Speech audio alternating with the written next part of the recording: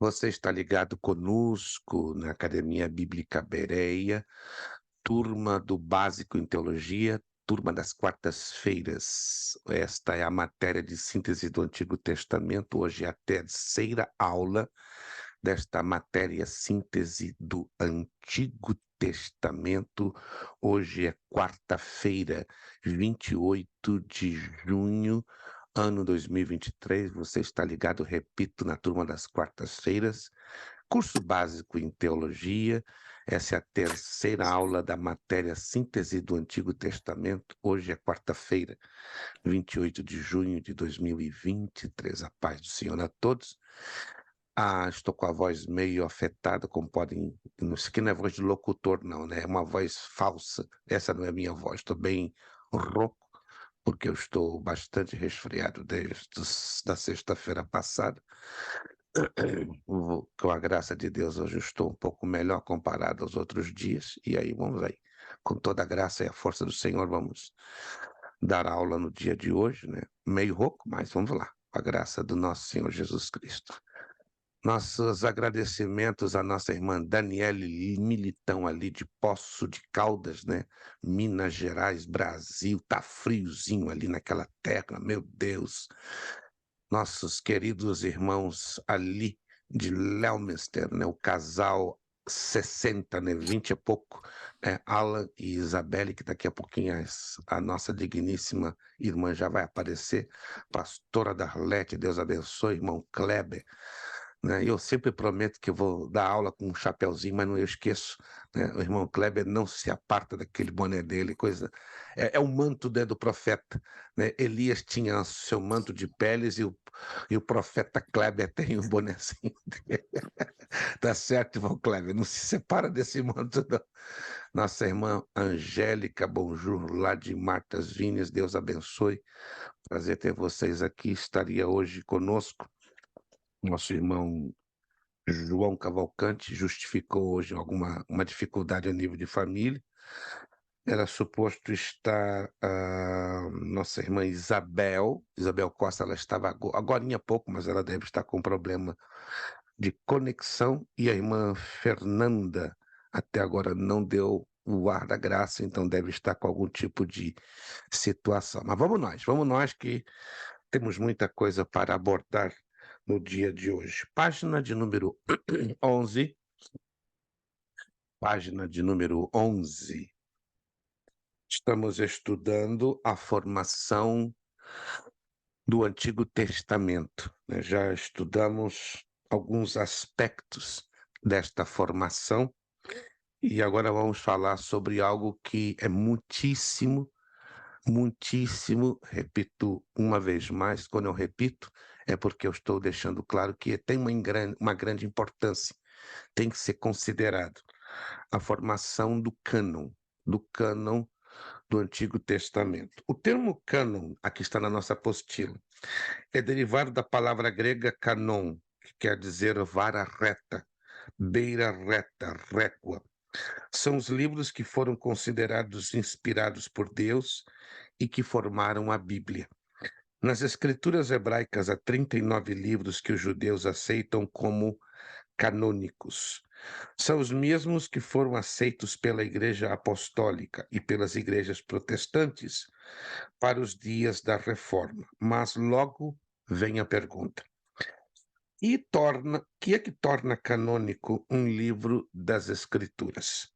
Quando é que o povo de Deus na antiguidade considerou ou aceitou os vários livros que compõem o Antigo Testamento como sendo canônicos? Vamos partir então da premissa, ou da base, que a palavra canônico é inclusive um termo que a Igreja Católica Romana, creio que vocês já devem ter ouvido falar muito disso, costuma muito usar, né? Que tal santo foi canonizado, tal santa foi canonizado. Alguém se lembra disso? Alguém se lembra?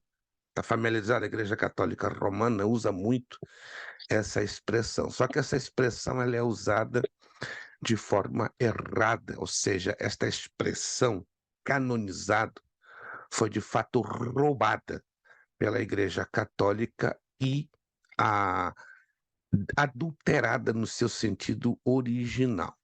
Só para você lembrar um pouquinho ou ter uma ideia. Houve a Reforma Protestante em 1517, por Martim Lutero, creio. Quando já ouviram falar de Martim Lutero? Martim Lutero, isso. Ele foi um reformador da Alemanha. Ele era um monge católico, né, um monge agostiniano, e teve um encontro com Cristo através da revelação da própria palavra de Deus pela Epístola aos Romanos, capítulo 3. Aí, a partir disso, Lutero chega à conclusão que ele estava num grande erro, formula as 95 teses, vai a um palácio muito importante no sul da Alemanha, chamado Wittenberg, e ali grava, né, finca na entrada deste palácio um documento enorme, redigido por ele mesmo, chamado As 95 Teses.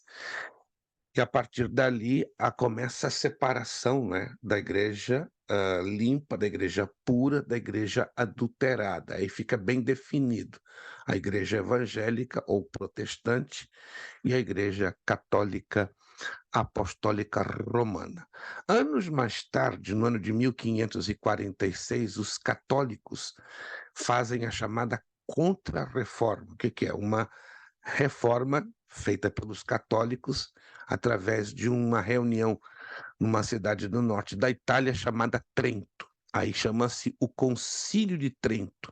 Então, o Concílio de Trento é a chamada Contra-Reforma, ou seja, tudo que Lutero estabelece na Reforma em 1517, o Concílio de Trento dá contrário, dá totalmente contrário. E aí, a partir daí, eles usam a expressão canonizar, ou seja, separar tipos de pessoas que a Igreja Católica consideram santos, entre aspas, e dá a eles a capacidade de serem venerados, adorados, colocados até como intercessores ao lado de Deus. Mas isso é errado, tá? Porque a palavra canônico quer dizer, à luz da Bíblia, inspirado ou autorizado, inspirado pelo Espírito Santo ou autorizado. Vamos virar a página para a página 12 e vamos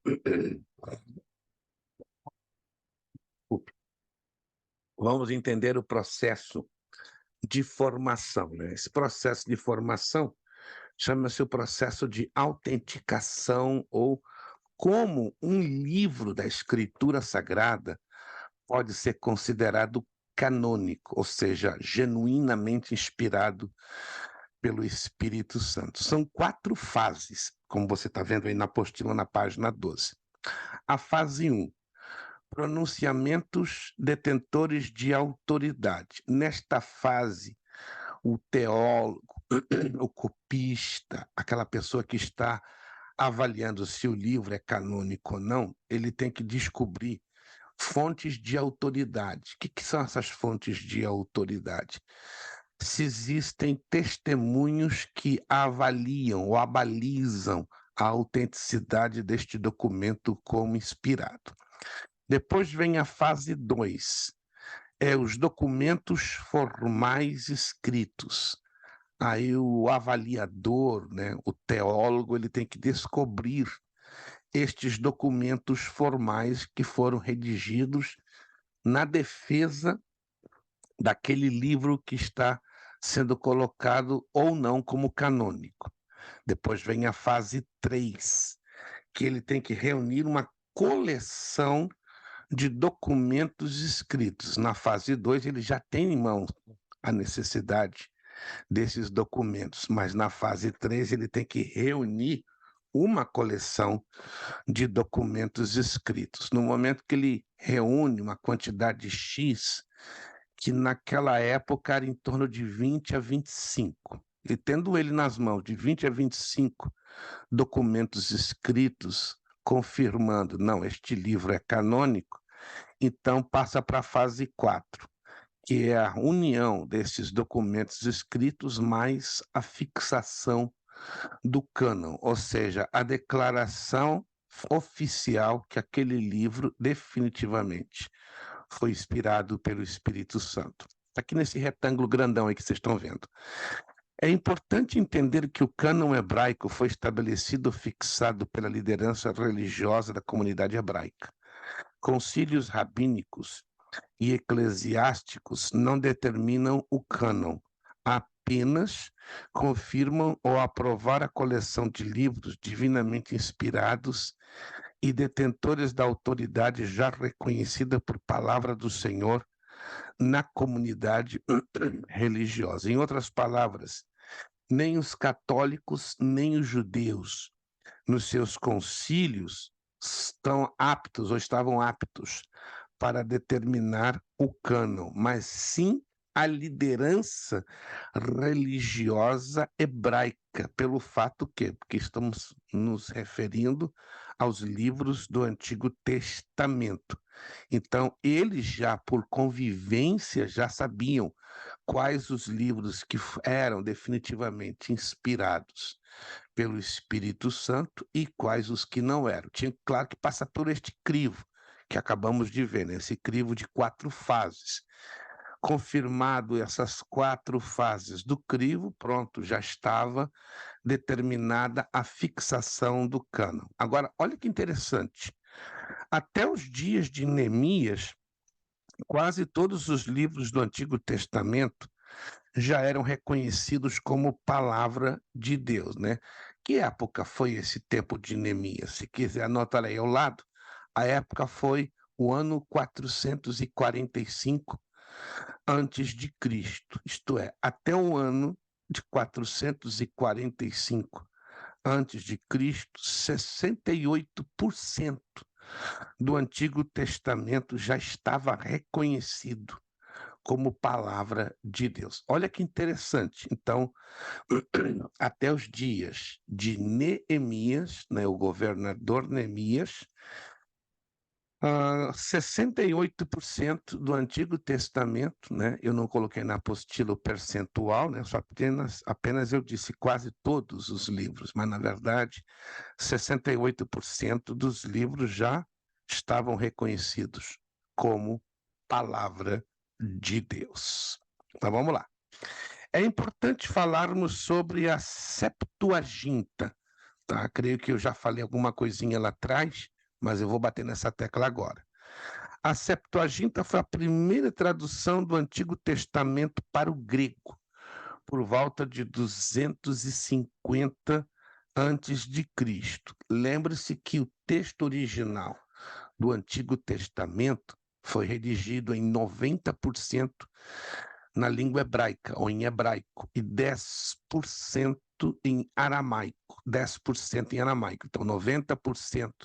Alguns dizem mais do que isso, mas a média histórica são 90% para o hebraico e 10% para o aramaico. Nesta tradução, foram acrescentados alguns livros que não eram reconhecidos pelos judeus como canônicos. Que tradução foi essa? A Septuaginta. Vê se vocês conseguem entender. O Antigo Testamento, originalmente, era composto, sempre foi composto, de 39 livros, sempre, porque no original ele foi escrito em hebraico e aramaico.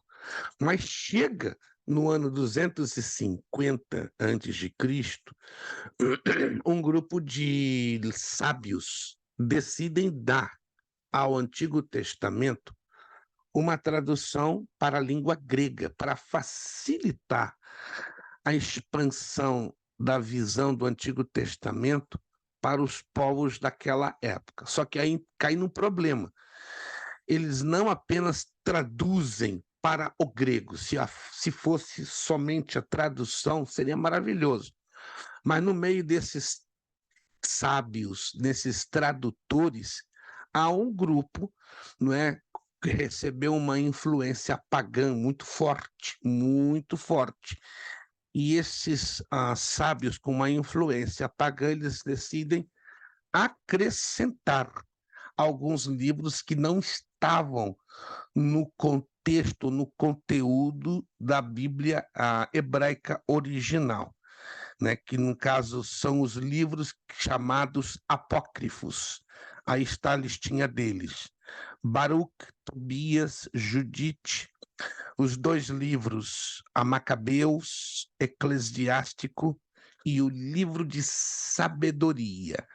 Estes foram os 7 livros acrescentados por esses sábios, ok? Na tradução do Antigo Testamento, que vou repetir, o Antigo Testamento original saiu do hebraico e aramaico, e a Septuaginta, também conhecida como a versão dos 70, trouxe essa tradução para o grego. O problema não foi a tradução, o problema foi o acréscimo dentro desta tradução, ou a inclusão de 7 livros não inspirados ou não canônicos pelo Espírito Santo. Diz que eu coloco aqui, ó, para os judeus e os protestantes, estes são considerados os livros apócrifos, apresentam valor religioso e até mesmo histórico, mas não possuem autoridade canônica. Já me perguntaram, né, até pastores, pastor, é errado ter na minha casa uma Bíblia católica? Não. Para título de estudo, de comparações, eu tenho, inclusive, eu tenho 18 Bíblias católicas. Então, eu teria que ser primo do Papa para ter tanta Bíblia católica. E tem uma que eu recomendo porque é uma tradução espetacular. É a Bíblia de Jerusalém. Você fechando os olhos para os livros apócrifos, a Bíblia de Jerusalém tem uma tradução fantástica. É considerada a 4ª melhor tradução da Bíblia existente hoje. Ela em língua portuguesa é fantástico, fantástico.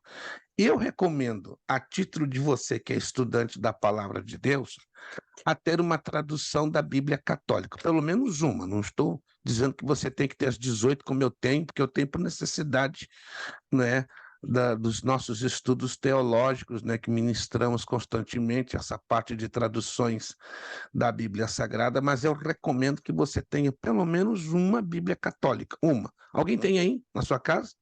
Uma Bíblia... Isso, olha lá. Eu já... Se a irmã Fernanda e a irmã Angélica não têm Bíblia católica, olha, eu ia me demitir agora, gente. Eu ia apresentar a minha carta de demissão online. Mas se você nunca viu isso, mas eu tinha 100% de certeza que pelo menos daqui 2 tinham. Não estou dizendo que os demais estejam mal, mas eu recomendo, até vou postar do grupo, a Bíblia de Jerusalém. Ela é muito boa. Tá? E dos livros apócrifos, recomendo somente, escute, a leitura dos 2 livros de Macabeus. Por quê? Por ter conteúdo histórico. Porque os livros de Macabeus vão ajudar a vocês a entenderem o que aconteceu no período entre Malaquias e Mateus. Alguém de vocês já perguntou o que aconteceu, na verdade? Minha irmã, irmã Fernanda está querendo deixar a gente nervosa lá. Eles são revendedores de Bíblia, gente. Recomendo, se você quer. Irmã Angélica está pertinho aí da irmã Fernanda, né? Se a irmã Angélica tiver interesse por ter uma Bíblia de Jerusalém, só chamar a irmã Fernanda, que tu, em 2 toques, está lá dentro da casa dela, um exemplar Eu da tenho Bíblia de... pastor Jerusalém também.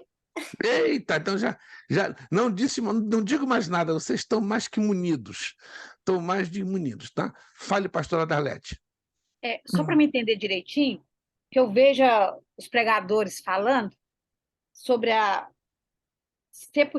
Septuaginta.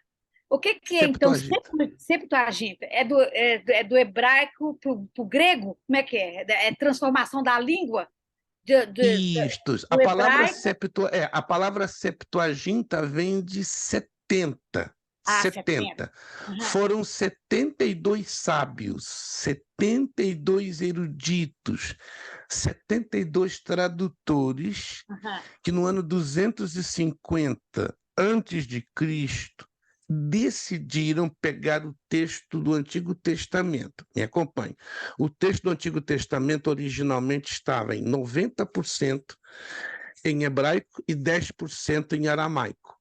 Aí eles pegam o texto original do Antigo Testamento e convertem em grego, ou passam para traduzi-lo em grego. Uhum. Essa versão também ela é chamada de versão dos 70. Ela é conhecida pelos algarismos romanos LXX. Então tem dois nomes. Pode ser Septuaginta ou versão dos 70, como símbolo dos algarismos romanos, LXX, entende? Então, é o Antigo Testamento hebraico e aramaico traduzido para o grego. Mas esta tradução para o grego trouxe problemas, né? Muitos problemas, sobretudo deficiências de tradução, que eu não vou entrar aqui agora em detalhes, que seria muito extenso, mas se vocês tendo uma Bíblia católica, vocês vão entender, porque a Bíblia católica ela é baseada na Septuaginta e na Vulgata Latina. E aí criou-se outro probleminha, com exceção da Bíblia de Jerusalém. A única Bíblia católica que não tem problemas de distorção de tradução em relação aos originais é a Bíblia de Jerusalém. Isso, a Padre Matos Soares, todas as outras traduções católicas são muito a desejar. Só você pegar um texto de uma Bíblia protestante e colocar ao lado de uma Bíblia católica e você já percebe na primeira vista a grande deficiência, mas a exceção é a Bíblia de Jerusalém. Alan, fale. E qual é a visão do pastor referente aos livros apócrifos? É como eu acabei de falar agora, os livros apócrifos, eles não têm nenhum conteúdo doutrinário, nenhum conteúdo de ensino, nenhum conteúdo de edificação espiritual, muito pelo contrário, eles são livros baseados em muitas lendas pagãs da antiga Babilônia, da antiga Pérsia, até mesmo da antiga Grécia. É estranhíssimo isso, é uma história muito longa, né? Até se tu quiseres eu posso postar um estudo sobre a historicidade, né? Ou seja, a história a fundo de onde vieram os livros apócrifos, ou seja, na sua grande maioria, 90% desses livros não tem nenhum valor para a nossa edificação espiritual. Esta é a razão que só recomendo a leitura dos livros históricos, primeira e segunda de Macabeus, porque estes dois livros vão nos ajudar a entender o que houve exatamente entre Malaquias e Mateus. Lembram-se disso? Que entre Malaquias e Mateus não houve inspiração da parte do Espírito Santo em produzir nenhum livro, nenhuma obra profética, nada. É como o Espírito Santo ficasse quietinho por 400 anos, né? Terminou usando o profeta Malaquias e volta a usar Mateus. E aí há uma distância de 400 anos. Mas qual a história da nação de Israel dentro desses 400 anos, ou chamado silêncio profético? Resposta: os livros de primeira e segunda de Macabeus deixa bem claro, explica bastante, né? Mas só para resumir, para entender, para que todos entendam. Os dois livros de Macabeus falam sobre a saga de uma família chamada Macabeus.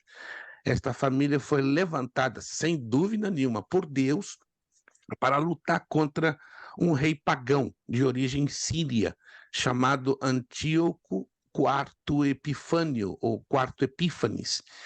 Este homem era idólatra, ele perseguia o povo de Deus. Por um momento ele parou a perseguição, fez uma aliança com o povo de Deus. Depois de um certo tempo ele quebra a aliança, entra no lugar santíssimo do Templo de Jerusalém e em cima da tampa da Arca da Aliança sacrifica uma porca, profanando o templo. Algo exatamente parecido o anticristo vai fazer, né? Quando terminarem os primeiros 3 anos e meio da tribulação, né? O anticristo vai quebrar o pacto que foi estabelecido entre árabes e israelenses, vai pegar uma porca e tuc. Como é que eu sei disso? Mateus capítulo 24, verso 34 fala sobre isso. Fala também lá nas 70 semanas de Daniel, Daniel capítulo 9, versículo 26 e 27, que é a abominação da desolação. é como fosse um fato lá atrás se cumprisse de novo no futuro, porque, na verdade, se a gente parar para estudar, quase todas as profecias bíblicas elas têm dois tipos de cumprimentos, né? Ou duas linhas de cumprimento na história, e esse não poderia ser diferente. Então, resumindo, não recomendo a leitura completa dos livros apócrifos. Se quiser lê-los por curiosidade, pode, sem nenhum problema, não é pecado, não é pecado. Vocês vão descobrir, por exemplo, a oração aos mortos, ensina-se muito no livro de Tobit e Judite, né? Orações aos mortos, por isso que os católicos pagam missa para os mortos, né? O livro de Baruque nos ensina aos católicos a pedirem bênção aos anjos, aos santos. Todos os sacramentos da Igreja Católica, base que eles hoje têm, em grande parte, 70%, em cima dos livros apócrifos. Até os 7 sacramentos, né? Vocês vão encontrar, perdão, no livro de Eclesiástico, ou seja, muita coisa. Grande parte da doutrina católico-romana, ela está com uma fortíssima base dentro dos livros apócrifos. E eles têm como o quê? Como autoridade acima da própria palavra de Deus, porque o Papa disse, não, os livros católicos são livros santos e canônicos. E se o Papa disse, está bem dito na cabeça de qualquer católico. Pastora Darlete. Mais uma pergunta. Faça, por favor. Por gentileza, faça. Eu vi falar outro dia e até já li também sobre isso, porque a Igreja Católica, eles pagam, quando a pessoa morre, fica pagando para fazer missa de 7º dia. E por isso que ela é muito rica, né? Porque a pessoa morreu, Uma das os razões não familiares é... estão pagando coisa que não vai adiantar mais. Não é a única razão que leva a Igreja Católica a ser rica. É uma, mas tem dezenas de outras razões. Tem dezenas. Se eu fosse agora a lista, eu ia cair infartada 3 vezes. Mas a razão mais pesada que a Igreja Católica hoje é rica é porque ao longo de 400 anos, a Igreja Católica, não 400, 300 anos, a Igreja Católica invadiu a Terra Santa, invadiu Jerusalém, através das chamadas 9 Cruzadas. Se a senhora nunca ouviu falar, né? Desde o ano de 1095 até 1321 foram feitas 9 cruzadas. Qual era o objetivo dessas cruzadas? A Igreja Católica afirmou o seguinte: começou com o Papa Urbano II. Não, vocês vão ter que defender a Terra Santa dos infiéis. Quem eram os infiéis? Os muçulmanos. Mas é tudo uma desculpa esfarrafada, porque a Igreja Católica queria roubar o ouro, as riquezas que estavam dentro da cidade de Jerusalém. Então teve a primeira cruzada no ano de 1095, a segunda, e vai, são 9 ao total. Quando chega em 1321, é a última cruzada, né, liderada pelo rei inglês Ricardo Coração de Leão. Foi a mais desastrosa. A quantidade de mortos ultrapassou a quase 500.000 só em Jerusalém. Uma briga pesada entre árabes, judeus e os cruzados católicos, conhecidos na época como os Cavaleiros Templários. E isso trouxe uma chaga, né, uma ferida enorme dentro de Jerusalém. Jerusalém, nas 9 cruzadas, foi destruída 9 vezes. 9 vezes. Resultado, a Igreja Católica, quando chega no final do século XIII, início do século XIV, estava 20 vezes mais rica quando começou essas cruzadas no ano de 1095, né? Essa não é a única, mas é uma das razões que fizeram a Igreja Católica riquíssima, né? O pagar a missa dos mortos, o purgatório, eles pagam também pelo purgatório, é uma coisa absurda, absurda, absurda. Se a gente parar para fazer a lista, tudo na Igreja Católica se paga. Se paga para batizar, se paga para fazer a primeira comunhão, se paga para fazer a crisma, é um negócio de louco, de louco. É um comércio assim agressivo e eles fazem sorrindo. E na igreja Eu, evangélica, eu nasci no Evangelho, então da Igreja Católica eu tenho que estudar agora para mim saber direitinho. eu não nasci na Igreja Católica, eu nasci no judaísmo, mas uma parte da família de minha mãe, né, que são todos italianos, aí eu fui obrigado a estudar a fundo. Tive uma convivência bem de perto, né, com os familiares de minha mãe, todos italianos, e a senhora entendeu, o italiano é igual ao português, é católico roxo, roxo, roxo, roxo, e eu tive que aprender na marra como funciona o mecanismo absurdo da Igreja Católica Romana, que é a Babilônia antiga numa roupagem bonita, né, atraente, mas na É verdade, verdade o católico ele é até cego diante. Tem gente muito boa, de uma fé que, olha, eu tiro o verdade. chapéu, É, eu tiro o chapéu, mas infelizmente estão todos cegos através de uma mentira. E até alguém me comentou esses dias: será que a igreja evangélica está melhor do que a igreja católica? Porque na igreja católica é tudo dinheiro, e parece que hoje, com todo respeito, não digo todos, graças a Deus que tem gente muito limpa e sincera e honesta, mas dentro da grande maioria da igreja evangélica também esse assunto de sim, dinheiro está também sendo uma tem, coisa preocupante, é preocupante. Então verdade. está quase um empate, né? Não sei quem está saindo pior nessa história, mas dá a entender, infelizmente, parece que é a igreja evangélica, parece, né? Espero em Deus que não seja, do contrário, o evangelho está correndo sérios riscos. Eu fui da Entendido essa Igreja parte? Católica, pastor. Como? Eu fui da Igreja Católica. Ok, então, irmã, já tem Eu batizei, fiz a crisma. Mas e graças a tudo. Deus que hoje você conheceu Jesus aí, você está agora na evangélica. Eu fiz de tudo. Vamos dizer, eu só não virei freira porque não tinha jeito. Não tinha jeito, não, porque Jesus tinha um plano na sua É, vida, né? Jesus não Porque quis deixar você ser freira. se Jesus Ai, não tivesse um plano na sua vida, hoje eu estaria falando com a superiora madre É, é. de Matas Vinhas. aí lá você precisava ter 18 anos. Aí com 17 eu vim pra cá. Meu Deus, meu Deus. Mas quando Deus tem um plano, meus irmãos, não adianta. Quando Deus tem É. um propósito, as coisas definitivamente acontecem. Vamos aqui continuar. Foi depois da Reforma Protestante no Concílio de Trento, eu já falei sobre isso. Após o grande discussão e polêmica, que alguns desses livros foram aceitos como canônicos e passou a fazer parte da Bíblia Católica. Vamos lá. Irmã Isabel está tentando, irmã Isabelle até agora não apareceu, mas tudo bem, estamos aqui aguardando pacientemente a chegada da nossa irmã Isabelle. A organização do Antigo Testamento.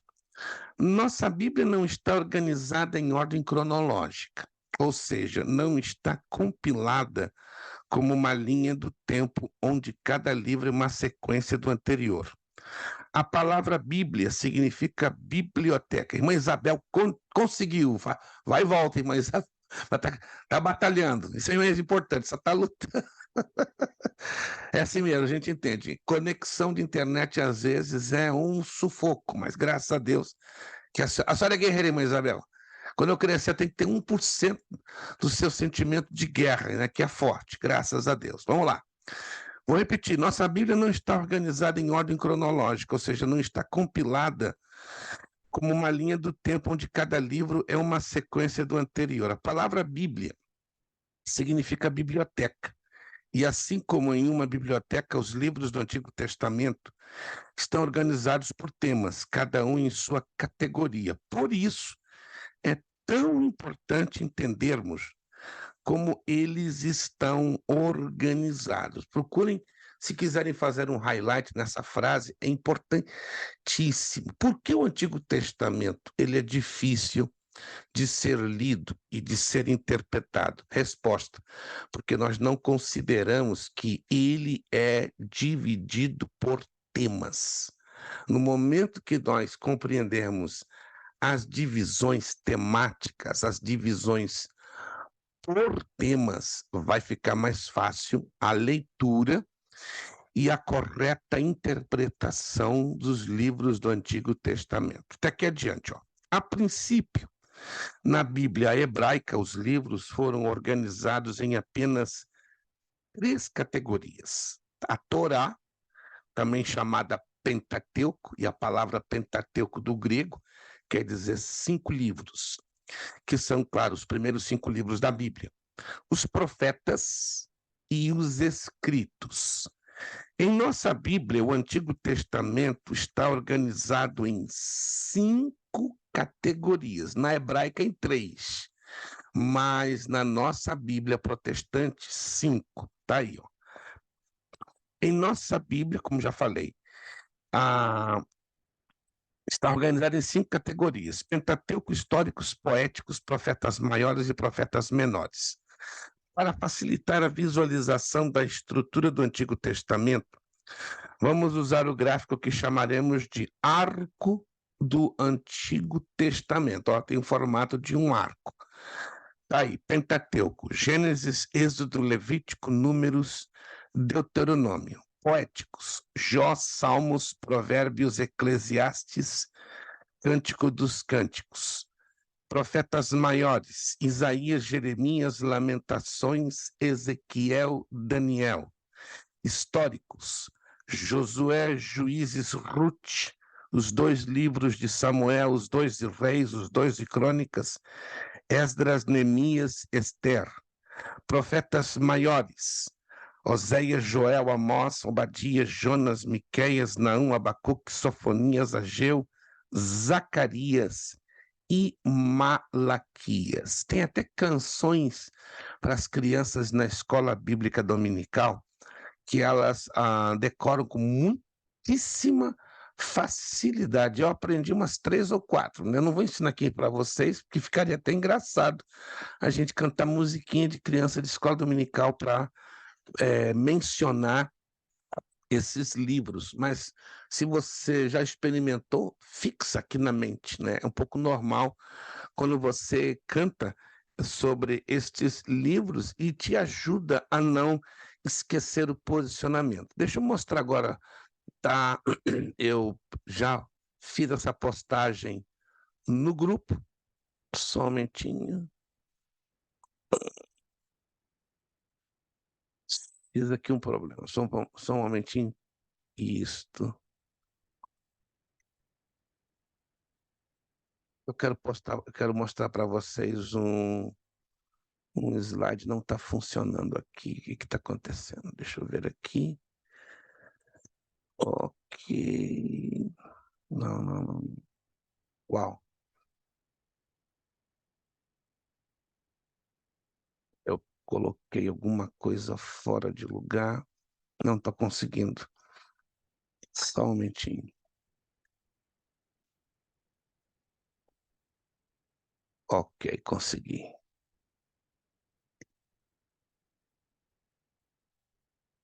Isto.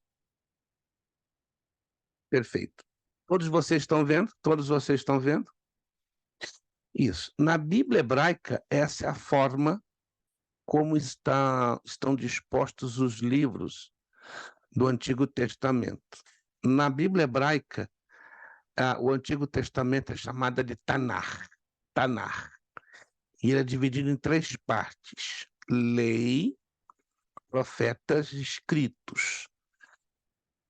Lei, Torá, a forma como se escreve em hebraico e como se pronuncia.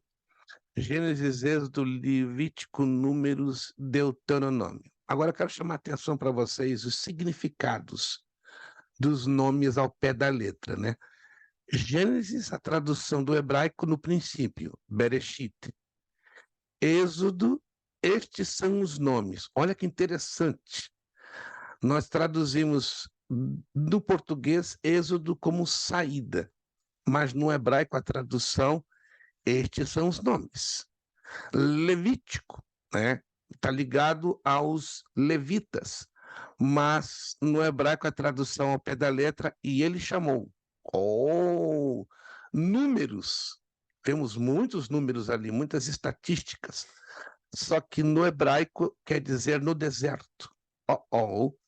E Deuteronômio, a tradução deste livro no hebraico, estas são as palavras. Para vocês verem como é bastante diferente. É só Gênesis, não é, que faz sentido a tradução na nossa mente, no princípio. mas os demais livros têm significados completamente diferentes por causa do hebraico. Depois temos os profetas. A palavra profeta no hebraico é nebiim, e é dividido em 2 setores, profetas anteriores e profetas posteriores. Os profetas anteriores são Josué, Juízes, Samuel e Reis. Nas nossas Bíblias nós temos 1 de Samuel, 2 de Samuel, 1 de Reis, 2 de Reis. Interessante que Crônicas não aparece aqui. Vai aparecer lá do outro lado. Interessante. Aí temos profetas posteriores, Isaías, Jeremias, Ezequiel e os 12. Olha só. Aí temos os escritos, que no hebraico é Ketubim, que é dividido em 3 partes. Primeira parte, livros poéticos. Salmos, Provérbios e Jó. Que interessante. Depois os 5 rolos, Cântico dos Cânticos, Ruth, Lamentações, não é? Que a tradução é Comol, Esther e Eclesiastes, o chamado pregador. E aí a terceira parte, livros históricos. Daniel, na Bíblia hebraica, Esdras e Neemias são um único volume, e o livro das crônicas, os 2 livros das crônicas. É bem diferente, então, a divisão do Antigo Testamento hebraico. Esse é uma visão interessante do Antigo Testamento católico. Olha só que interessante. Esses são os 39 livros canônicos. Você tem esse slide que eu postei no grupo, a menos que você tenha perdido. Vai de Gênesis a Malaquias, 39. Que são os mesmos da Bíblia hebraica. Mas a Bíblia católica admitiu os deuterocanônicos e os apócrifos. Os apócrifos são 7. Olha só. Judite e Tobias, os 2 de Macabeus, Sabedoria de Salomão, Eclesiástico e Baruque. Os deuterocanônicos são Epístolas de Jeremias, passagem da versão grega de Esther, acréscimos a Daniel, a narrativa de Susana, o Cântico dos Jovens, a narrativa de Bel e o Dragão. Então, nesse quadro aqui que você está vendo, é uma mistura dos apócrifos com os deuterocanônicos. A palavra deuterocanônico significa segundo cânon. Em algumas Bíblias católicas aparecem, então, não apenas 7, senão 14. Mas os apócrifos, na verdade, são 7, ok? Vai de Judite até Baruque. Da Epístola de Jeremias para baixo, são chamados deuterocanônicos. É bem interessante a gente observar, né, que dentro da Igreja Católica também tem 2 formatos de Bíblias. Tanto as Bíblias que contêm somente os apócrifos e os apócrifos e deuterocanônicos.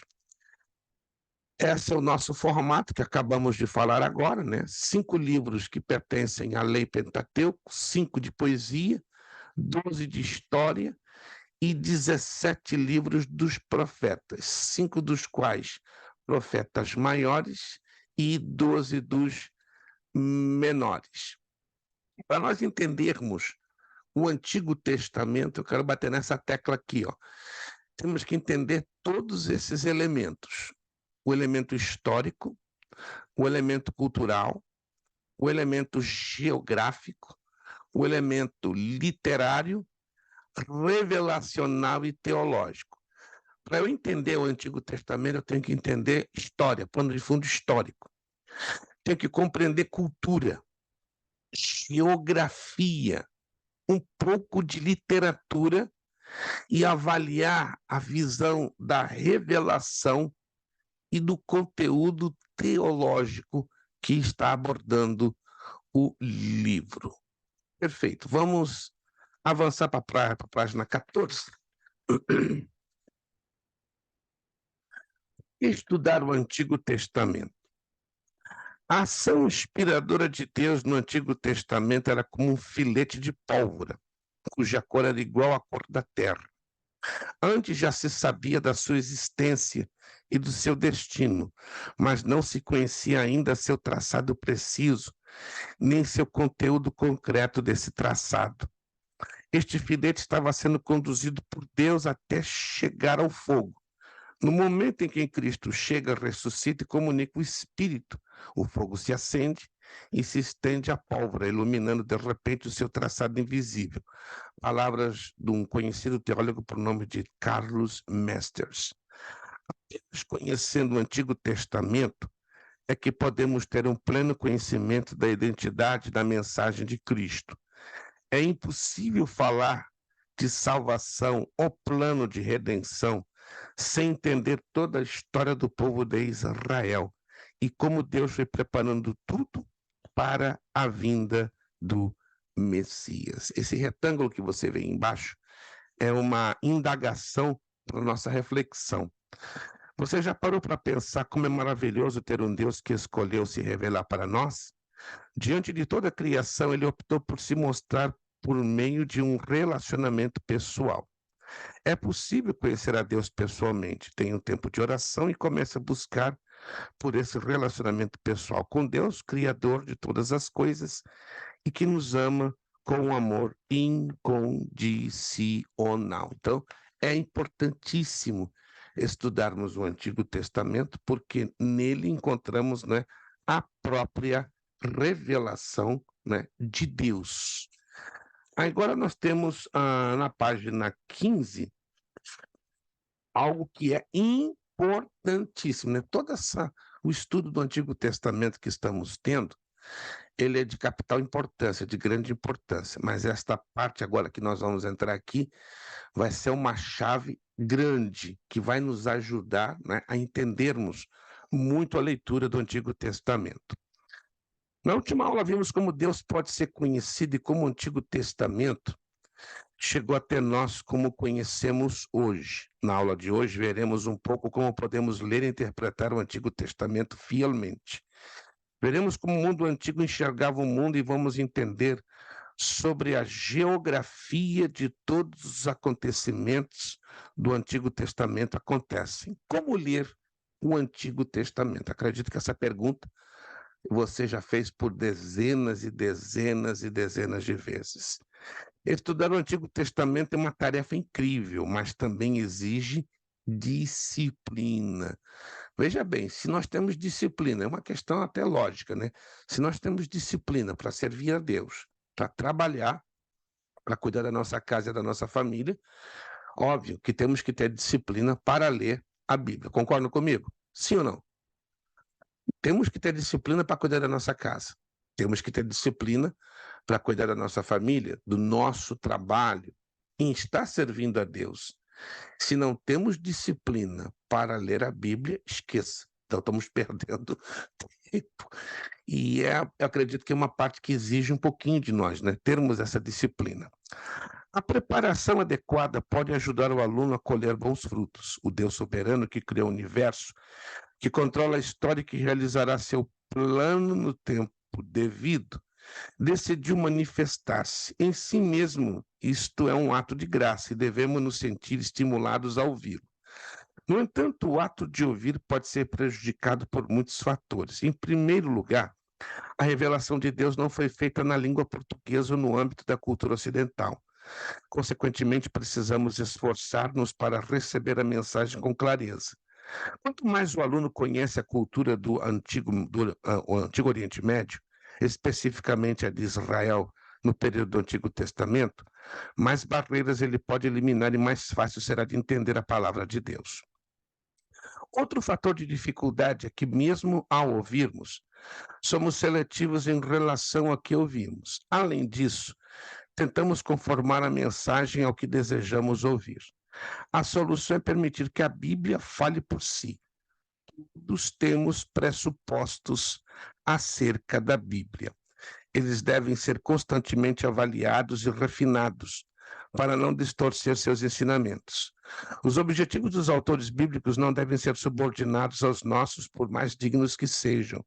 Há muitas lições valiosas a serem aprendidas com o Antigo Testamento, mas nem todas são lições que o Antigo Testamento tenta ensinar. Se o aluno deseja colher ensinamentos fundamentados na autoria do texto, deve aprender a discernir o que o texto ensina, em vez de lhe sobrepor as ideias. Quando o leitor permite que a Bíblia fale do próprio ponto de vista com seus propósitos, ele pode estar mais aberto para aprender o que ela pretende ensinar. Esse é o grande problema da maioria quando lê o Antigo Testamento. Lê o Antigo Testamento e julgam que a aplicação do Antigo Testamento ela pode ser diretamente aplicada a mim e à sua vida. Deixa eu deixar bem claro algo aqui. Toda a Bíblia, ela é útil para a nossa edificação, para o nosso crescimento espiritual. Isso não temos uma gota de dúvida. Entretanto, o texto do Antigo Testamento, por ter elementos históricos, elementos culturais, elementos geográficos, ele tem que ser considerado, porque nem tudo que está no Antigo Testamento é de 100% aplicação hoje, aqui, agora, para cada um de nós. Existem, por causa desses elementos, aplicações temporais, né? E localizadas só para aquela época, só para a nação de Israel, só para o Antigo Testamento. E tem aplicações que são universais, né? Que são aplicações que não dependem de tempo e espaço. Esse é o grande problema. Nem tudo que eu leio no Antigo Testamento, repito, eu vou fazer, uma aplicação direta e imediata. Por isso que eu tenho que passar por um certo crivo. O Novo Testamento, nessa parte, é mais fácil. Já o Antigo, não. O Antigo Testamento, claro, tem uma mensagem para todos nós, sim, mas nós temos que interpretar com muita clareza o que o autor, naquela mensagem, está querendo dizer para aquela época e para a nossa época. Vamos lá. É claro que Deus pode falar conosco e se revelar com uma leitura superficial das Escrituras. E quem somos nós para dizer como Deus vai agir? É uma pergunta. Mas o estudo aprofundado pode reter resultados ainda maiores, porém acompanhado de maior dificuldade. Agora, isso aqui é chave, é importante. Alan, por favor. Pastor, o pastor está falando do cuidado do Antigo Testamento. Mateus 5,17 vai falar sobre aquela passagem de Jesus que ele fala: não cuides que vim destruir a lei ou os profetas, não vim abirrogar, mas cumpri-la. Porque em verdade vos digo que até o céu e a terra passem, nenhum jota jamais passará da lei. Então, o que exatamente está falando quando Jesus está se representando dessa maneira, que ele não veio abirrogar a lei, mas sim cumpri-la? Perfeito. Vamos entender essa expressão abrogar. Abrogar quer dizer revogar, anular, invalidar. Qual é a base da lei de Moisés? Qual o sustentáculo da lei de Moisés? Toda lei no mundo, seja criminal, civil, moral, ela está sustentada por uma base. Nenhuma lei se sustenta sozinha no ar, si só. Concordamos com isso? Se existe um conjunto de leis é porque tem que ter uma base. Nesse caso, Jesus está se referindo direta e abertamente à lei mosaica, à lei de Moisés. Não sei se alguém aqui se lembra qual era a base da lei de Moisés. A lei de Moisés tinha uma base, inclusive grande, muito grande, enormemente grande. Quando Jesus profere esse texto, né, quando ele dá essa palavra, deixa todo mundo de boca aberta, porque ele está se referindo à parte mais complicada de cumprir a lei. Complicadíssimo, vocês vão entender. Fale, pastora. É os 10 mandamentos? Não! Quem dera que só fossem os 10 Deus mandamentos. sobre todas as coisas e próximo como si mesmo. Não! Quem dera se fosse isso. Facinho. Não, a base é enorme, por isso que Jesus foi bem claro. Eu não vim anular a lei, eu não vim revogar a lei, eu não vim impedir ou invalidar o cumprimento. Eu vim para cumpri-la, mas até o momento era um peso para a grande maioria cumprir essa lei. É que também, pastor, eles a cada 6 meses eles iam reformulando e adicionando novas leis. certo? Isso, mas na época que Jesus falou aquela palavra, Pego cometendo algum pecado era a morte, né? sim, mas o contexto desse texto que o Alan se refere, ele é muito mais complexo. O que o Alan está falando faz sentido, que a cada tempo que passava eram agregadas leis. Mas no tempo de Jesus, a lei chegou a um absurdo, a uma enormidade, vou usar essa palavra, uma enormidade tão absurda que ninguém tinha condições É, de cumprir a lei. é que é uma balança com dois pesos, a forma que eu vejo, porque Antigo Testamento, por exemplo, na questão da lei dos homens, quando aquela mulher foi pega em adultério, Sim, o que a lei mandaria? Apedrejamento. olho por olho, dente por dente. Olho por olho, dente por dente, exatamente. Mas os fariseus não sabiam que eles estavam falando com a nova lei, que era Cristo. Perfeitíssimo. Então, Agora, pela lei dos homens, aquela mulher seria apedrejada. não Mas tinha pela lei saída. de Cristo, é a graça. É a graça, ela seria perdoada. Mas Seria perdoada. observe, Alain, Jesus não veio anular a lei. Ou seja, por mais difícil, por mais absurda, por mais pesada. Mas a pergunta ainda não foi respondida. A lei de Moisés tinha um problema, tinha um peso impossível de ser cumprida. Irmã Daniele. A lei de Moisés, ela vinha para revelar o pecado oculto, e Jesus, ele não ia encobrir esse pecado, né? Ele não veio para abolir. Corretíssimo. Era o Mas sangue. sim, excelente. Vocês estão trazendo as consequências. Isso é tudo Sim, mas consequência. Agora, o que me refiro é a era pago causa. com sangue? Não, e tudo isso é consequência. Tudo isso que vocês estão colocando aqui é consequência. Mas tinha uma base. Por essa base ser enormemente grande e absurda, ninguém conseguia cumprir a lei. Só Jesus conseguiu. Ninguém se lembra? 613? O Então, 613? Exatamente. 613 Eram mandamentos. 613 mandamentos.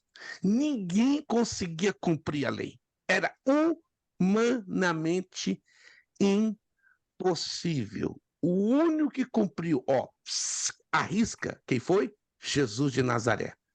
Mas então por que fala que Jesus não veio abolir a lei, mas veio para cumprir? Se a gente não consegue pôr Uau, muito forte. o 613. Mas ele, escute, Ele cumpriu as ele cumpriu. 613. Ele foi o Uau. único. Meu Deus, Único. forte. Nenhum de nós conseguimos. A senhora entendeu? Uau. Jesus é o único, Não, por então, isso que deixa eu quando... entendi. Ninguém vai conseguir, só Jesus conseguiu. Então ele não veio abolir a lei, mas ele veio cumprir. Então só Jesus cumpriu. Somente ele, unicamente. Por isso que quando eu aceito a morte de Cristo na cruz do Calvário, eu tanto creio em Cristo, como eu creio no poder da lei que foi cumprida em Cristo. Porque a lei em si me condenava. Entenda isso, a lei em si me condenava, porque era impossível. Isso é lindo, Uau. pastora. É Era lindo. impossível nós cumprirmos a lei. Impossível. Mas Jesus veio. Aleluia, gente. Daqui a Pastor, pouco sabe? É muito vou fazer um forte. culto aqui. É Aleluia. lindo demais. Lagaxaramanúbias. É lindo Meu demais. Deus, vou fazer um culto aqui. Sabe, uma Jesus coisa, cumpriu. Ele foi o único. uma coisa que eu sempre me perguntava, mas ele sendo Aleluia. Jesus, o porquê desse ministério a partir dos 30 anos? E aí entra na lei, que com 12 anos você já se torna homem. Então, a primeira vez que ele aparece, aos 12 anos, dentro do templo, ensinando aos homens. Só que aí depois, esses 18 anos, some, e aí só volta aos 30, certo?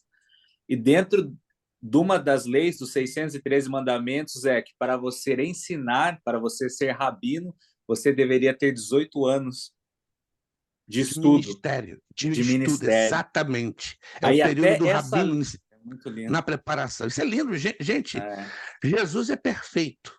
Jesus é perfeito. tudo que esperamos de perfeição num corpo de um ser humano é chamado Jesus de Nazaré. Por isso, quando eu chegar no céu, eu vou dar uma É até beijoca em difícil, né, Jesus, e olha, pastor? vocês vão me perdoar, vou abraçar Jesus e vou carregar ele de beijo. É até difícil na nossa mente limitada a gente entender isso, pastor. Por quê? Porque ao longo do dia passa 1 milhão de pensamentos na cabeça da gente ruim e tal, às vezes sem a gente querer. Eu penso, meu Deus, será que não passava em Jesus também, né? Jesus mostra claramente que Jesus não precisava orar. Ele Não orou, precisava. Ele Jesus não orou para se precisava colocar como jejuar, exemplo nosso.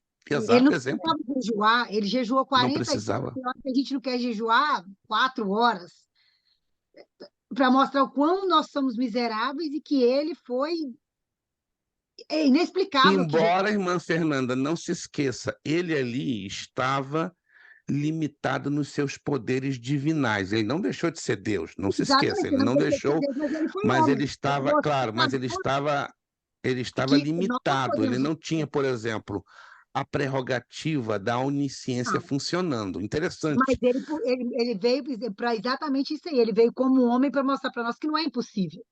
Mas Exato. nós Ele é não que nós perdeu em nenhum momento a sua divindade, mas veio limitado na sua divindade, porque ele deixou, diz lá em Filipenses, que ele deixou a sua glória lá ele no cumpriu os trono e mandamentos e voluntariamente fez veio divindade para em nós. provar exatamente isso, que não é impossível o homem alcançar o que Jesus fez, orar, jejuar, se santificar, ter o Os poder de mandamentos mesmo Deus ele para cumpriu fazer as todos, obras. os Exato, mandamentos exato. mesmo ele cumpriu todo como homem. Exatíssimo. Ele deixou E bem claro que ele, como homem, pôde fazer pelo pode poder fazer. do Pai. Isso Exatamente. quer dizer que, como homem, nós podemos também fazer pelo poder do Pai, Somos certo? falhos. A irmã Angélica falou, todo mundo tem pensamentos ruins. Eu creio que às vezes também deveria passar, porque ele era homem, ele era carne. Ah, mas tem um detalhe, só não pode esquecer disso, por favor. Ele não tinha pecado. Então, pelo fato que ele não tinha pecado, escute, ele não Eu tinha não vi nada pensamentos também ruins. dele. Não tinha como ter pensamentos ruins. Pensamento ruim é para quem foi nascido no Na germe nossa, natural do pecado, na herança do pecado. Jesus não nasceu na herança do pecado. Alô? Não esqueça disso, irmã Fernanda. Senão essa teologia vai ficar Verdade, pastor, eu não tinha estranha, né? pensado nisso não, hein? Jesus não pôde jamais ter pensamentos maus, porque os mesmo pensamentos ele não maus tendo são pensamentos maus, normais. ele viveu no meio de pessoas más. Sim, mas ele não tinha essa capacidade, porque ele De nasceu perfeito. olhar, igual, tipo assim, dessa mulher no ato de adultério, muito disse que ela estava... Ele olhou com amor. Sim, eu parei para pensar nisso também. Sim, mas deixa bem claro, tá? Ele Vamos deixar olhava isso com claro para amor não. para as pessoas. Ele ali na cruz, ali apanhando ali por nós, ele teve amor pelos soldados. A gente, às vezes, tem Claro, muito menos. mas lembre-se que ele estava na perfeição que nós humanos nunca vamos ter, só o dia que recebemos o corpo glorificado. Então é complicado hoje, você, nós, na nossa mente, entendermos as atitudes de Jesus, porque Jesus foi perfeito nesta carne humana. Só que ele não tinha pecado, gente. Entenda isso. Ele não tinha pecado. Pelo fato de não ter pecado na carne, ele não tinha como raciocinar. A capacidade de raciocínio de Jesus era melhor do que a nossa, muito melhor, certo? Mas na mente dele não vinha pensamentos ruins, veio tristeza, entendam isso. Toda sorte de sentimentos humanos alcançou Jesus, menos aqueles sentimentos que geram pecado ou que denotam pecado. Jesus sentiu tristeza, sentiu decepção, sentiu angústia, sentiu aflição. Estou entendendo? Que coisa interessante. E nós, quando temos esses sentimentos, volta e meia, não está envolvido com pecado? Volta e meia. Mas não com Jesus. Jesus é complicado entrar aqui na nossa mente, porque a nossa estrutura espiritual, moral, ela é gerada no pecado. E Jesus não. Alan, o negócio tá bonito isso aqui, gente. O negócio Desculpa, bonito. não vou tomar muito mais tempo, prometo. Não. Mas Isso aqui é Antigo Testamento. Antigo Testamento dá margem a gente trabalhar com esse tipo de temática. E aí o pastor falando referente a 100% homem, 100% Deus. E aí eu conversando com um amigo meu, Ele perguntou para mim, ele é pastor também, e ele perguntou para mim, mas na cruz, Deus deixou Jesus? Quando Sim. Jesus grita, Elohim, Elohim, Elohim, Elohim, lama lama sabachthani. sabachthani. Sim, deixou, E, deixou.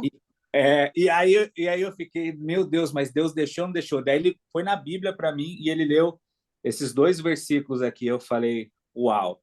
Isaías 59:2 primeiro. Mas as vossas iniquidades fazem separação entre vós e o vosso Deus, e os seus pecados encobrem o seu rosto de vós para que vós não ouça. Ou seja, os nossos pecados fazem a separação da gente com Deus. E por causa dos nossos pecados, ele não nos ouve. Aí eu falei, tá, mas não estou entendendo. Aí ele levou lá em Isaías 53:5. Mas ele foi ferido por causa das nossas transgressões e moído por causa das nossas iniquidades. O Aleluia. castigo que nos traz a paz estava sobre ele, e pelas suas pisaduras fomos sarados. Meu Deus. A separação que teve de Deus é porque todo o nosso pecado estava sobre ele. E Deus não Olha, habita no pecado. Aleluia. Toda a lama que espiritualmente Ele nós carregou somos para que eu pudesse ter estava uma em cima de Jesus. Aí o pai não aguentou. Falei, eu não posso te olhar temporariamente. Aí o pai fez isso. Aí, para cumprir a Uau. escritura, colocou o rostinho de lado. Coisa tremenda isso, gente. Isso é o amor de Deus. A gente não consegue avaliar a extensão do amor de Deus. Foi um abandono temporário? Foi. Mas Uau. acredito que para Jesus, dentro da sua carne humana, significou uma eternidade, porque Deus nunca havia experimentado algo que nós humanos experimentamos, chamada humilhação. A humilhação é uma coisa nossa, de humano, Uau. por causa do pecado. Meu Deus. Um crente que não experimenta humilhação tem alguma coisa errada.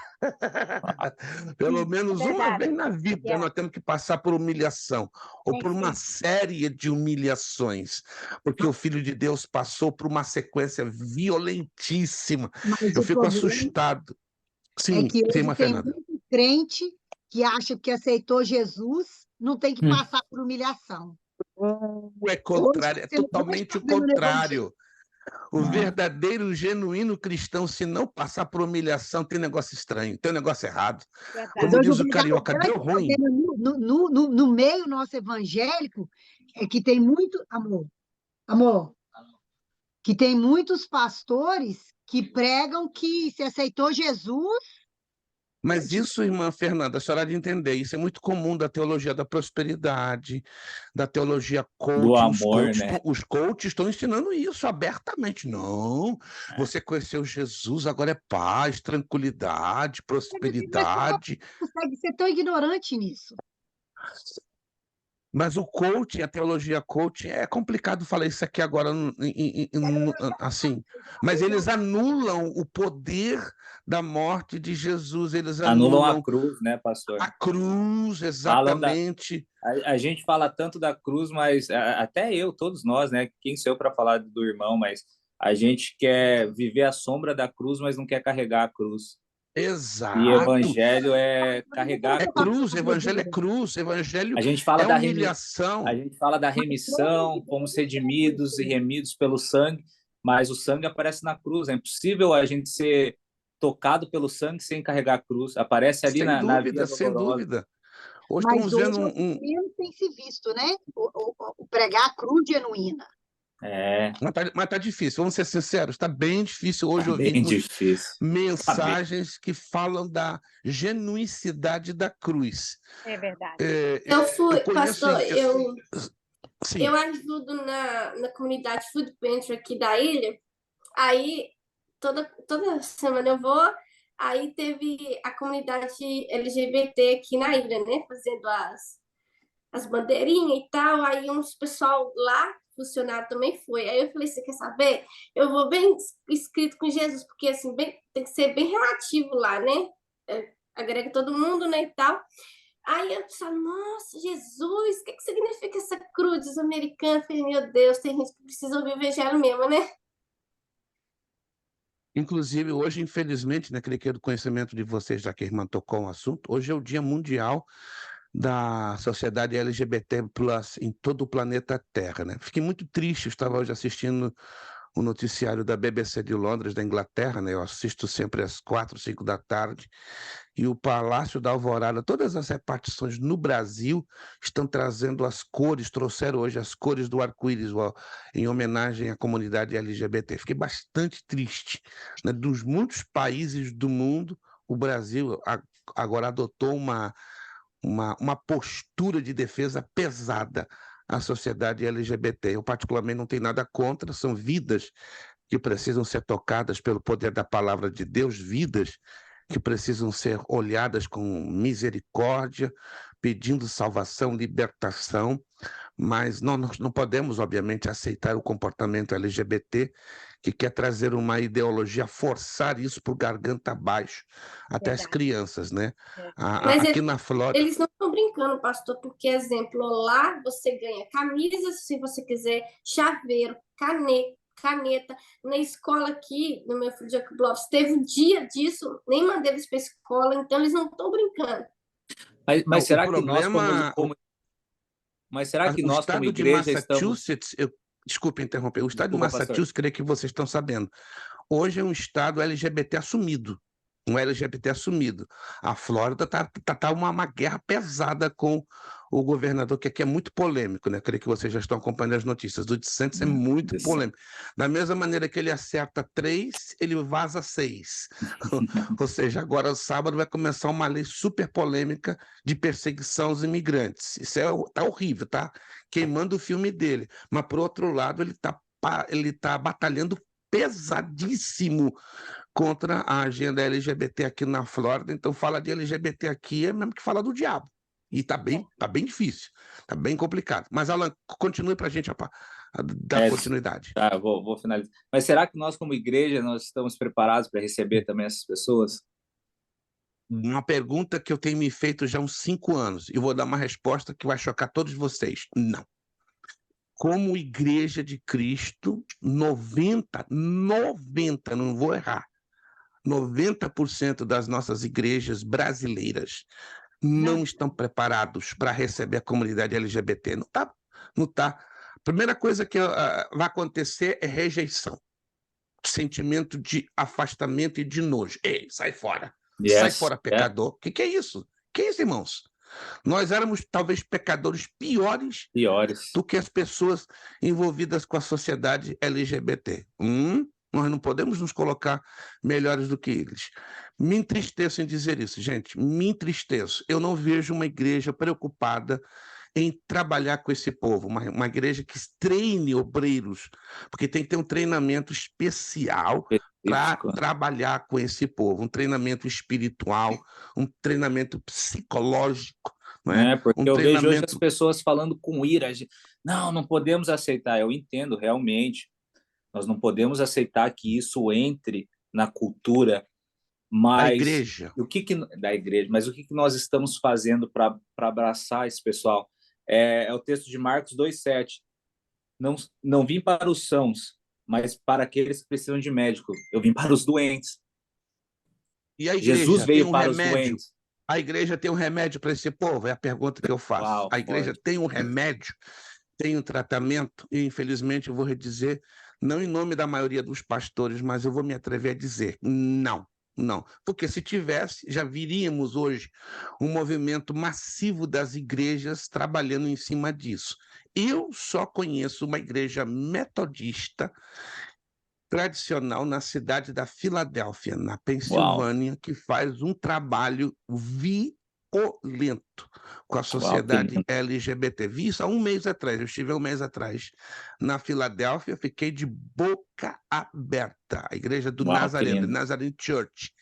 Eles saem de madrugada, entre 30, 40 pessoas, e vão lá evangelizar, entram nos redutos do LGBT, eles não se identificam como evangélicos, vão lá como se fosse uma sociedade caritativa, né, de ação comunitária, pergunta o que você está precisando, eles entram com o lado filantrópico, né, para dar comida, roupa, e aí aproveita esse gancho para quê?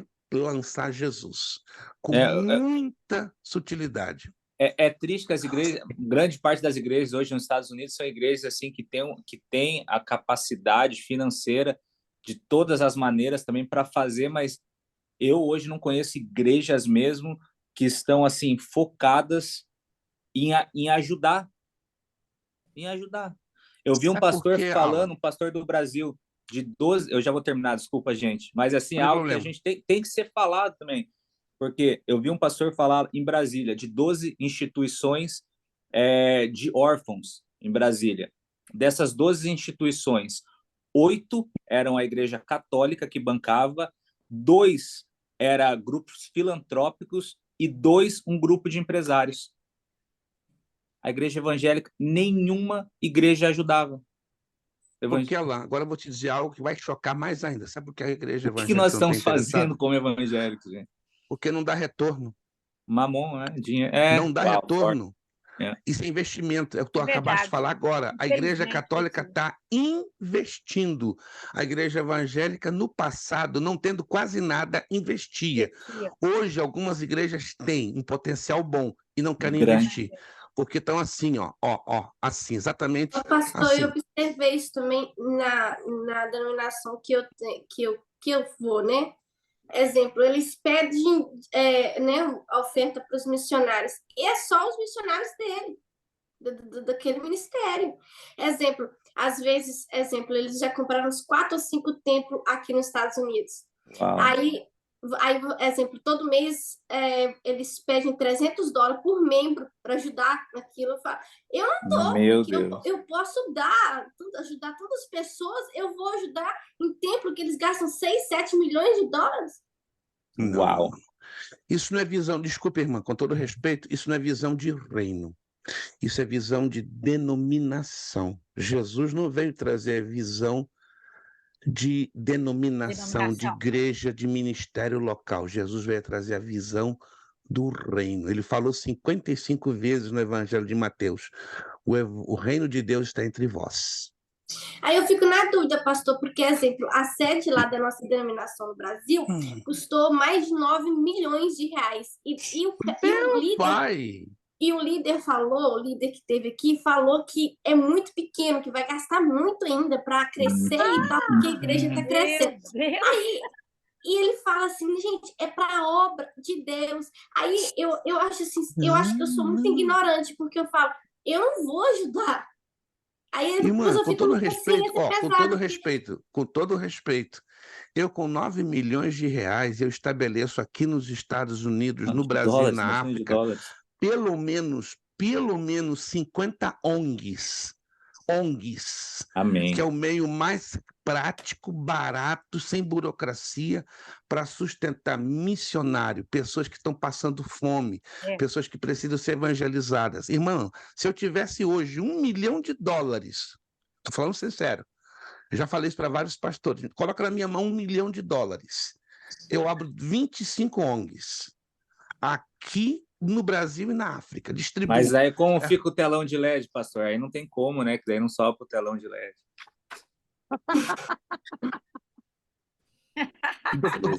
Gente, vocês não têm ideia. Eu tenho muitos projetos na minha mente.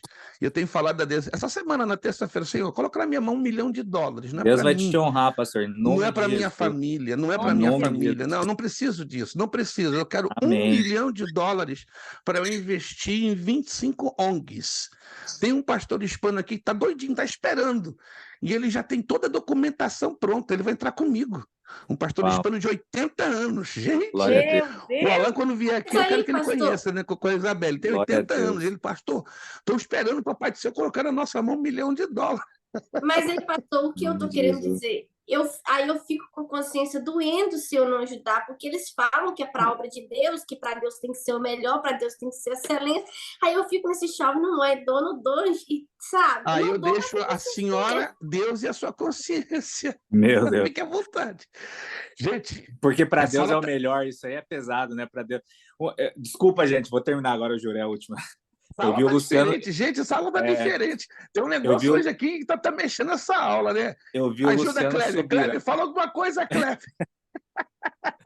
Eu vi o Luciano Subirá falar sobre algo assim que mudou a minha percepção quando fala sobre as ruas de ouro, né?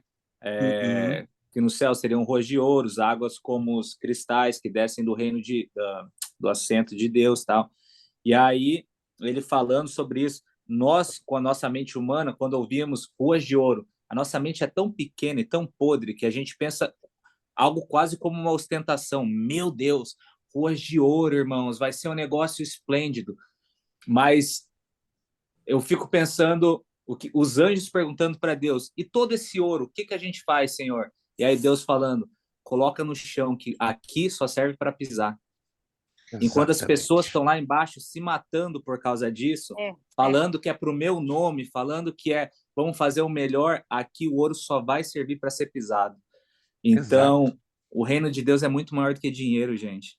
Né? E eles gostam de colocar o templo de Salomão, porque Salomão gastou muito e tal, e vai embora. Irmãos, é um pouco triste até estender comentários sobre essa situação. É necessário falarmos, né, porque somos estudantes de teologia, temos um nível de maturidade que a maioria não tem, não porque sejamos melhores do que os demais, é porque estamos trabalhando com a profundidade das Escrituras. Vamos então entrar nos aspectos da interpretação bíblica. Olha, o tempo foi embora.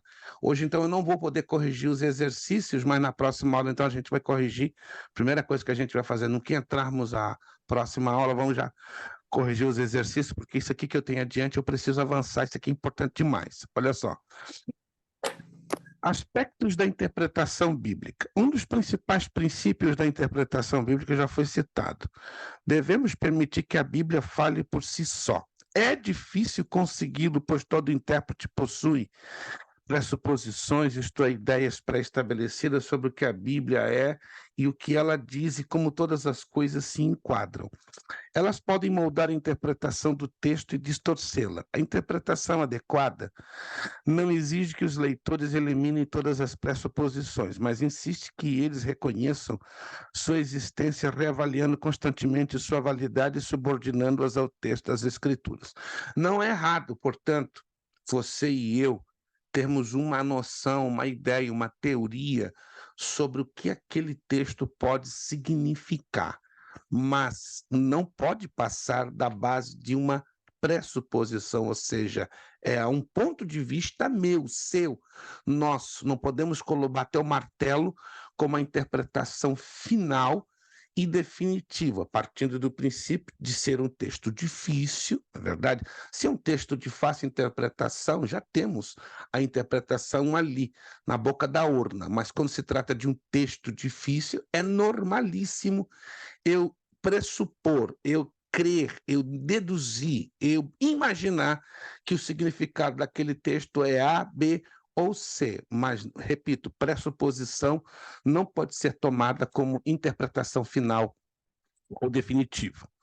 O objetivo desse princípio é impedir que os intérpretes manipulem o texto conforme seus interesses para o texto transmitir autoridade. Ele deve desfrutar de certa autonomia. É o problema da Igreja Católica Apostólica Romana. Ela decidiu, através de uma bula papal há centenas de anos, que a Igreja Católica Apostólica Romana é a única com a autoridade de interpretar corretamente o texto sagrado. Algo parece que contagiaram aos testemunhas de Jeová, que tem a sua própria tradução da Bíblia, os mórmons, certo? E os adventistas do sétimo dia, ou seja, as seitas, geralmente elas pegam a Bíblia Sagrada e procuram dar a sua própria interpretação. E nós evangélicos, eu não digo todos, alguns não estão ficando para trás, né? Estão pegando a Bíblia e, por falta de um estudo básico, também estão dando suas próprias interpretações.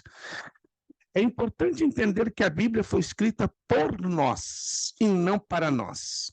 Ou seja, ela foi escrita para um determinado tempo onde os autores inspirados por Deus tinham objetivos claros e definidos. Para entendermos a autoridade bíblica, precisamos buscar as intenções dos autores do texto. É como fosse uma tarefa de ler uma carta enviada para uma outra pessoa. Para entender, precisamos saber qual a cosmovisão, a visão do mundo dos destinatários. Eu vou fechar a aula com essas 3 partezinhas, nós vamos bater nessa tecla na aula que vem. Na aula de hoje foi bem diferente, graças a Deus, todos os dias, né, eu tenho orado, pedido, Senhor, eu posso me preparar, né, que é uma necessidade minha, eu tenho que me preparar para cada aula, mas a direção da aula, quem vai dar é tu, Espírito Santo, né? Então, que lindo saber que eu faço a minha parte, me preparar, mas Deus aqui, ó, faz a festa no nosso meio, né? Nos desperta, né? Porque estamos aqui para isso, né? Para aprendermos uns com os outros e, acima de tudo, aprendermos com Ele. Eu fico feliz, né? Quando Deus, né, deixa isso bem claro entre nós, né? É um ambiente de liberdade, sobretudo de profundidade, porque nenhum de nós aqui estamos para ficar na superficialidade. Eu creio que um dos propósitos da nossa humilde escola teológica é levar você, aluno, a pensar, não apenas a pensar, a refletir, a meditar e a mergulhar nas Escrituras. Entre nós, os cristãos hoje estão muito amantes da superfície, estão se esquecendo que abaixo da superfície tem coisa mais proveitosa e coisa muito rica, que é a profundidade da palavra de Deus. Eu quero fechar a aula de hoje, nos 5 minutos que temos à frente, procedimentos de interpretação. Procurem nunca se esquecerem desses 3 procedimentos. É como fosse uma cartilha, uma tabuada, que você vai levar para a vida inteira para fazer a correta interpretação, não apenas do texto do Antigo Testamento, mas também da Bíblia Sagrada. Mas como determinar a intenção do autor? Aí temos 3 procedimentos. Primeiro, o gênero literário deve ser identificado. Na leitura atual, uma biografia não deve ser lida como suspense, nem uma peça como poesia. O gênero literário influencia a abordagem e a interpretação da obra. Isso também se aplica ao Antigo Testamento.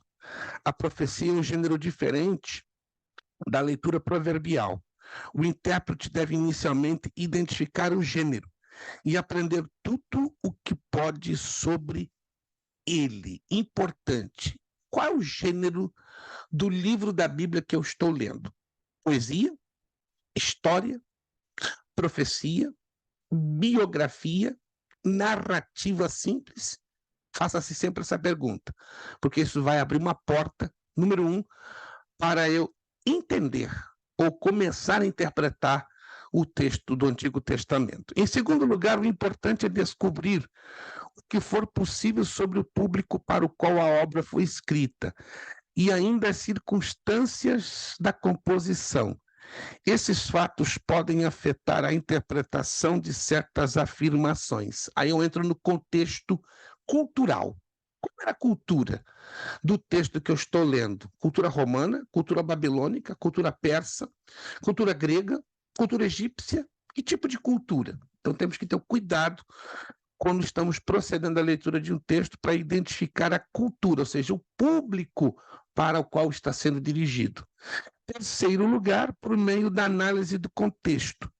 Devemos identificar a intenção do autor ou editor.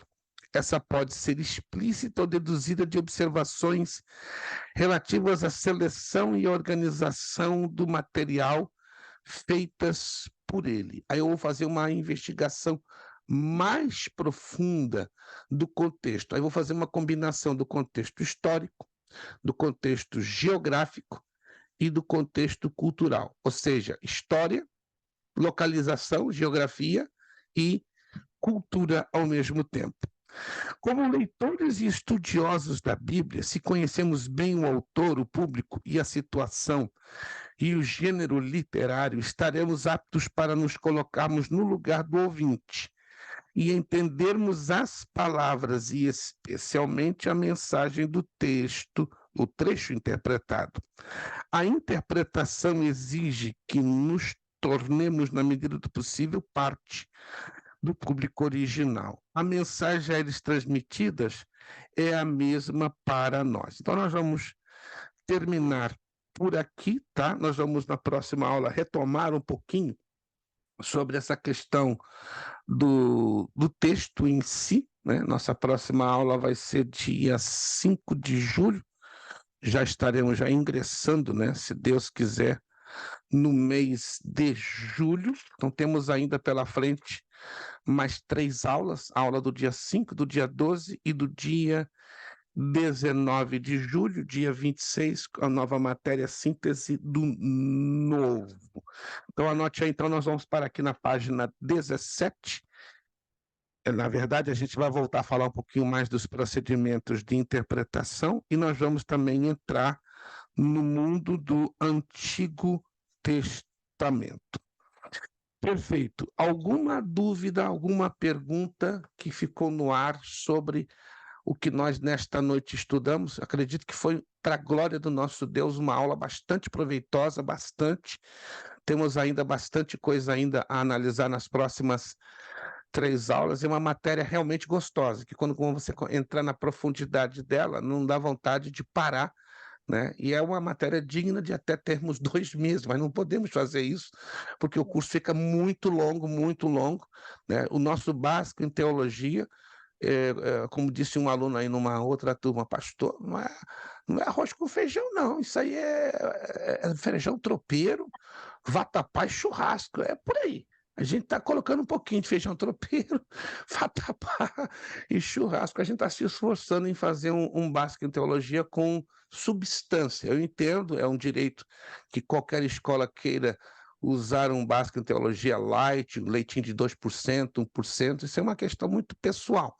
Mas quando Deus nos chamou há 50 anos atrás para lecionar a sua palavra, Deus falou bem forte ao meu coração: você não vai passar só leitinho para o meu povo, vai passar também alimento bem substancioso. Então eu louvo a Deus que tem gente ainda, graças a Deus, que gosta de comida substanciosa. Eu sei que tem aluno que só gosta do leitinho 1%, né? E é fácil, né? O aluno que gosta do leitinho 1%, entra hoje, um mês que vem, já está saindo fora. Não, é muito forte, pastor. É muita batata grossa para minha cabeça.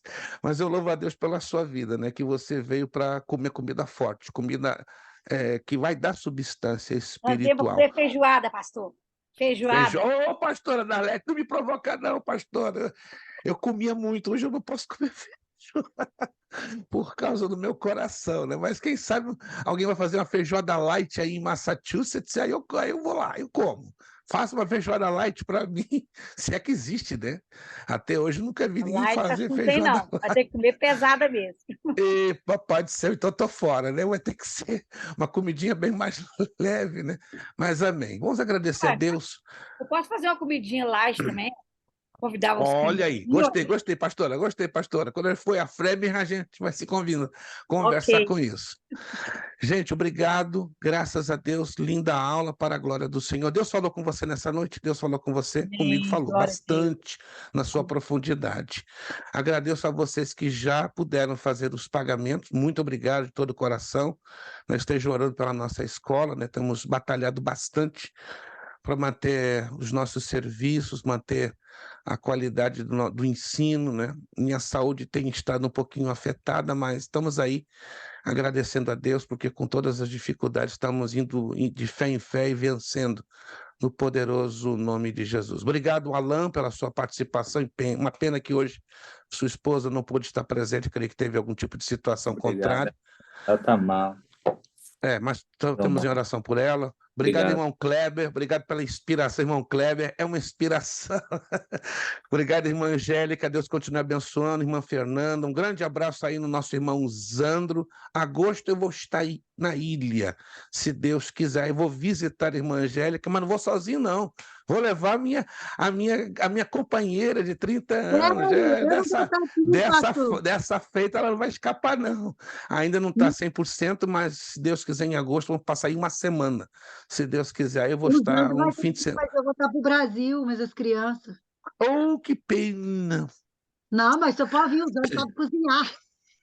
Só em setembro, então, a senhora estaria por aí, né? Porque eu vou estar 2 vezes. Eu vou estar 2 vezes em Massachusetts. Vou estar em agosto e em setembro. Eu vou repensar. De repente, eu vou em setembro. E aí eu quero pegar a senhora, quero que a senhora conheça minha esposa. Quero que a irmã Angélica também conheça minha esposa, né? Enfim, quero que conheçam E vai ser Como? Vai ser bênção pura, uai. Graças a Deus, se Deus quiser, né? Vai ser, digamos, a primeira viagem que ela vai ter depois do Pastor, você acidente, né? aproveita e vem na minha casa também, com sua esposa. Eu vou ficar só Seu uma filho. semana, eu vou ficar de segunda a sábado, mas a gente pode combinar, Tá bom. E eu vou precisar que ela ainda não está andando 100%, mas está aí, está bem recuperada com a graça de Deus. Obrigado, irmã Daniele, pelo seu esforço, né? E no Brasil já são 11h03 da noite. Obrigado, pastora Darlete, irmã Isabel, obrigado pelo seu esforço. Irmã Isabel é uma guerreira, vai e volta, hoje não conseguiu ficar, né, no visível, mas entendemos as dificuldades. Vamos pedir o Alain nos agradecer a Deus, uma palavra de oração, despedindo a nossa aula de hoje. Esteja orando pela nossa irmã Isabelle, ela não passou bem, teve um pequeno desconforto, mas estamos em oração pela vida da nossa irmã Isabelle. Próxima aula, dia 5 de julho, se não estou enganado, 5 de julho estaremos aqui de volta com a graça de nosso Senhor Jesus Cristo, com a nossa quarta aula de síntese do Antigo Testamento. Obrigado a todos, Deus os abençoe. Irmão Alain, nos despedindo com a palavra de oração. Amém. Deus Pai amado, o que dizer ao Senhor se não agradecê-lo por uma aula abençoada, Pai. Muito obrigado por toda a graça e misericórdia que o Senhor tem derramado em cada um aqui presente, meu Pai. Principalmente por essa escola, pelo seu filho amado, pelo pastor Luiz, Pai. Que o Senhor continue dando discernimento, que o Senhor continue dando forças ao seu filho para continuar esse projeto que foi o Senhor quem colocou no coração dele, e é o Senhor que tem suprido, meu Pai, e tem dado ferramentas, meu Pai.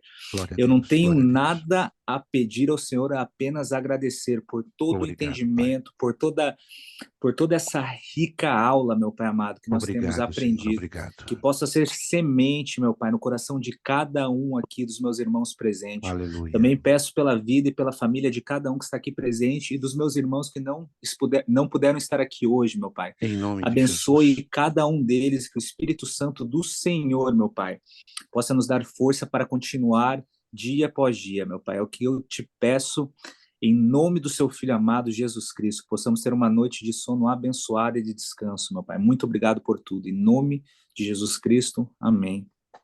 Amém. Nosso lema, seriedade, compromisso, disciplina, seriedade, compromisso, disciplina, seriedade, compromisso, disciplina. É necessário que ele cresça e que eu diminua. É necessário que ele cresça e que eu diminua. É necessário que ele cresça e que eu diminua. E a Deus damos o quê? A honra, a glória e o poder. Muito obrigado. Beijo no coração de cada um de vocês. Abençoada quarta-feira, abençoada semana e até a próxima quarta, dia 5 de julho, se Deus assim nos permitir. Muito obrigado, a paz do Senhor a todos. Boa noite, bom descanso. Senhor.